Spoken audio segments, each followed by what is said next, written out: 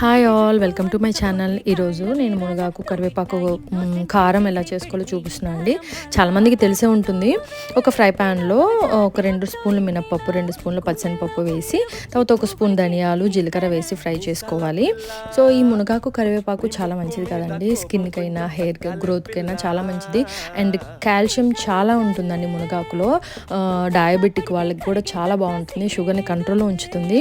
చాలామందికి ఊర్లలో మునగాకు చెట్లు ఉంటాయండి, బట్ వాళ్ళకి దాని గురించి తెలియక వాటిని యూజ్ చేయరు. బట్ వాటిని వీక్లీ వన్స్ అన్నా పప్పులో వేసుకొని చేసుకోవచ్చు. ఇలా కారం చేసి పెట్టుకొని డైలీ తింటే చాలా మంచిది. డైలీ లంచ్లో, డిన్నర్లో స్టార్టింగ్ ఒక 2 ముద్దలు నెయ్యి వేసుకొని ఈ కారం తింటే మంచిది. అండ్ డైజెషన్ కూడా చాలా యూస్ఫుల్ అండి.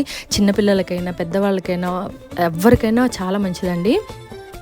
పిల్లలకి దోశలో అది వేసేసి, నెయ్యి వేసి, కారం ఇడ్లీలో కూడా పెట్టేసుకొని తినిపించవచ్చు. వాళ్ళకి ఇష్టంగానే తింటారు, బాగుంటుందండి. కారాన్ని బట్టి తక్కువ ఎండుమిరపకాయలు ఎక్కువ వేసుకోవచ్చు. సో క్వాంటిటీ కూడా కరివేపాకు ఎక్కువ తక్కువ, లేకపోతే మునగాకు ఎలా అంటే మనకి ఎలా కన్వీనియంట్ ఉంటే అలా చేసుకోవచ్చు. నేను దాంట్లోనే కొంచెం నువ్వులు, ఫ్లాక్ సీడ్స్ కూడా వేసానండి. మంచివి కదా, రిచ్ ఇన్ న్యూట్రియంట్స్ ఉంటాయి. ఇది పెద్ద ఖర్చు కూడా ఏమవ్వదండి. అసలు ఊరగాయ పచ్చళ్ళ కన్నా ఇది చాలా బెస్ట్. హాస్టల్ వెళ్ళే పిల్లలు కంపల్సరీ పచ్చళ్ళు తీసుకెళ్తారు. దాంతోపాటు ఇవి పెట్టండి, చాలా మంచిది. ఒకసారి చేసి పెట్టుకోండి వీలు చూసుకొని. ఈ వీడియో కనుక నచ్చినట్లయితే లైక్ చేయండి. నా ఛానల్ సబ్స్క్రైబ్ చేసుకోండి. Thank you.